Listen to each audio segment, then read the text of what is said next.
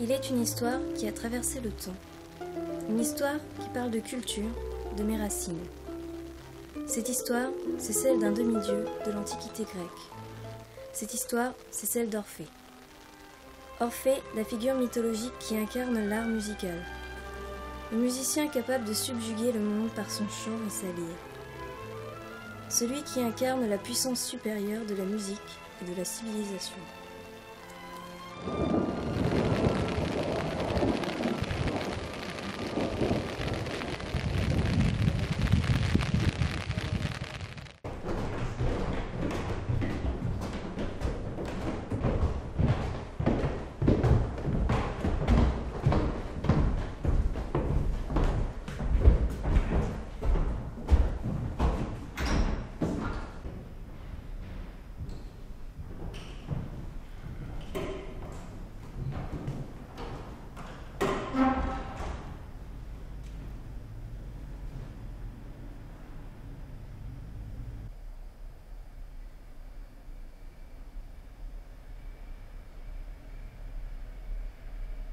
En fait, cette mosaïque romaine est là depuis le XIXe siècle. Elle a été trouvée en 1858 fortuitement lors de travaux, et puis depuis, elle a eu un parcours particulièrement triste, un peu comme le parcours d'Orphée, puisque vous voyez dans quelle salle elle est, il n'y a plus de personne, elle n'est pas visitée, et depuis le XIXe siècle, où elle a été découverte, sortie de terre, eh bien, elle a été, d'une certaine façon, entreposée ici, définitivement. J'espère que non, mais bon.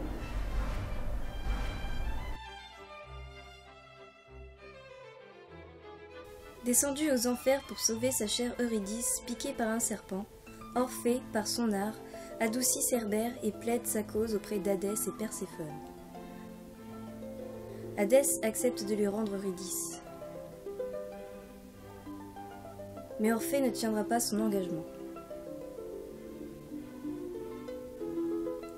Avant qu'elle ne retrouve la lumière du soleil, dans un réflexe, il se retournera sur elle, la condamnant définitivement. Elle n'est vue de personne, à part des gens évidemment qui participent à l'atelier artistique, et puis de ceux qui demandent à la voir. Mais ceux qui ne savent pas ne peuvent pas la découvrir. Alors, elle a été découverte donc en 1858 lors de travaux. Un archéologue a été appelé à ce moment-là pour l'authentifier. Il l'a sauvée du désastre. Elle était déjà bien abîmée puisque à l'origine elle a été détruite par un incendie dont on voit les traces ici à droite. Et l'archéologue l'a fait restaurer par un restaurateur parisien au XIXe siècle. Il a légèrement modifié des motifs, il en a rajouté un petit peu, mais globalement vous avez une vision assez convenable de ce à quoi elle pouvait ressembler à l'origine. C'est une mosaïque romaine qui est datée à peu près du 3e, 4e siècle après Jésus-Christ.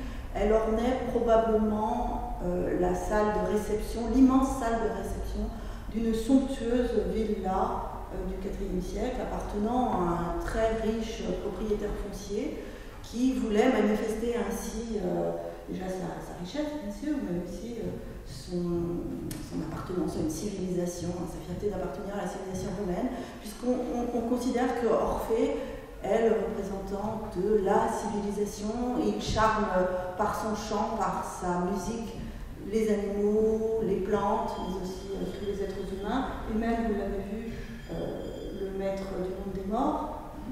Voilà.